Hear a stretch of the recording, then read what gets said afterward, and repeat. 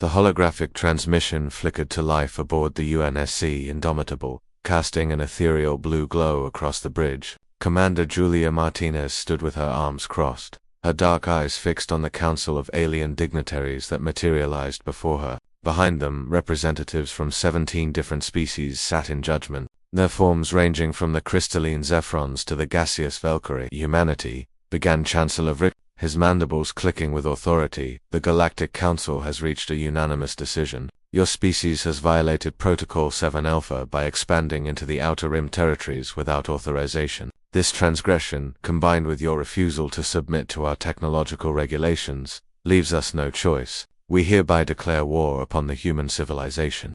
Julia didn't flinch. Instead, a slight smile tugged at the corner of her lips. Is that all you've got? The council chamber erupted in a cacophony of alien sound screeches, burbles, and what might have been laughter from the insectoid Kree ambassador. Chancellor Vrixtal's chitinous faceplates darkened to a deep purple.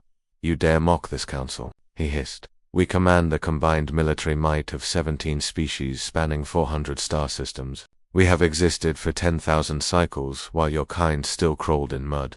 Lieutenant Oscar Chen, Julia said calmly, turning to her tactical officer. Show them the footage. Oscar, a lean man with sharp features and sharper instincts, nodded and activated the main view screen. The holographic display split, showing real-time feeds from across human space. In the Centauri sector, human mining operations continued unabated. In the Arcturus system, colony ships launched on schedule. On Earth itself, people went about their daily lives, completely unconcerned. You see, Chancellor, Julia continued, we've known about your little declaration for approximately 47 minutes. We intercepted your secure transmission before you even finished broadcasting it. Our AI predicted this outcome 3 weeks ago with 94.7% accuracy. We've been preparing. Vrixtal leaned forward. Impossible. Our encryption was Oscar interrupted, his fingers dancing across his console. Past tense. Your encryption was unbreakable. Then we broke it. Took our quantum systems about 15 seconds. The Valkyrie representative, a being of swirling purple gases contained in a crystalline suit, spoke in its haunting wind-like voice. Your arrogance will be your extinction. We have studied warfare for millennia while your species has existed for mere moments. Julia's smile widened. You've studied warfare? How academic of you. We've lived it. See, you made a fundamental miscalculation about humanity. You assumed that because we're young, we're naive. Because we're small, we're weak, but you never asked the important question. And what question is that? The Chancellor demanded. Why a species that only achieved interstellar travel 2 centuries ago has already expanded to 40 systems. Why we've colonized environments you deemed uninhabitable. Why our population grows while yours stagnates.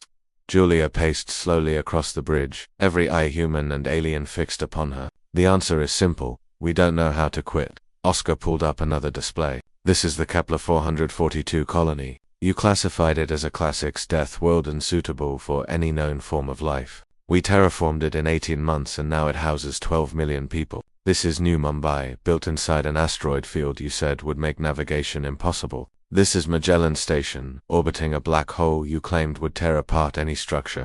We are not impressed by your constructions, Vrixtal spat. When our armada arrives, your armada arrives, your armada. Julia laughed, a genuine startled laugh that made several council members recoil. Your armada left the Vega shipyards 6 hours ago. We've been tracking them. Would you like to know their current status? The Chancellor's mandibles went still. Oscar answered for him. 3 of your dreadnoughts have experienced mysterious engine failures and had to turn back. 2 more are dealing with what your crews are calling ghost signals in their navigation systems, purely coincidental, I'm sure. Your flagship, the Eternal Judgment, has a hull breach in Section 7 that your engineers are trying very hard to explain. Should I continue? The crystalline Zephron representative's form pulsed an angry red. Sabotage. This is an act of war. You declared war first, Julia replied smoothly. We're just playing the game by your rules. Except, here's the thing about human rules versus yours. You have protocols, procedures, councils, and votes. We have improvisation, adaptation, and a deep-seated refusal to accept limitations. This is madness, whispered a Kree delegate, its compound eyes reflecting the horror of the situation dawning on the council. No, Julia corrected, this is humanity. You know what we did when we discovered faster-than-light travel? We didn't petition a council. We didn't wait for approval. We just went. You know what we did when we encountered hostile alien life in the Tau Ceti system? We didn't debate ethics. We survived. And you know what we're going to do now that you've declared war? She leaned forward, her face now inches from the holographic projection. We're going to win. Not because we're stronger, though we're working on that. Not because we're smarter, though our AI would disagree. But because when you knock us down, we get back up.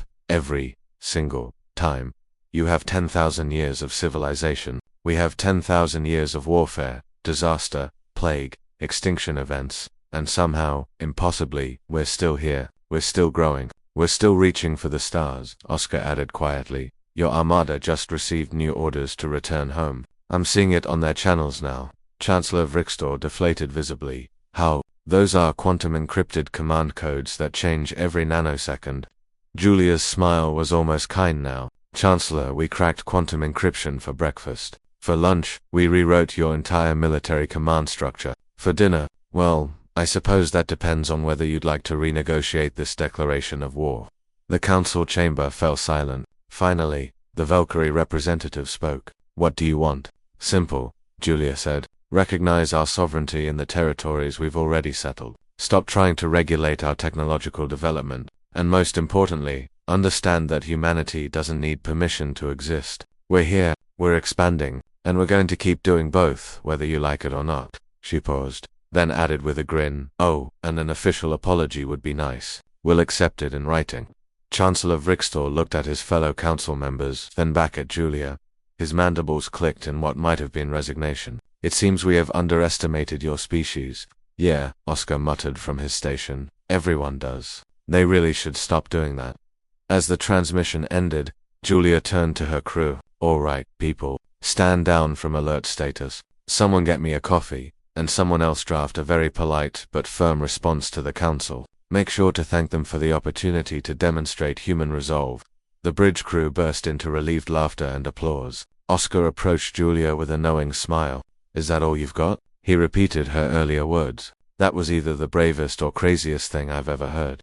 Julia shrugged. When it comes to humanity, there's usually not much difference. Outside the viewport, the stars shone as they always had, indifferent to the wars, declared and averted in their shadow. But for the first time in galactic history, the younger species had taught the elder ones a valuable lesson. Never underestimate a species that learned to thrive by refusing to accept the impossible. The Council never declared war on humanity again. They didn't dare.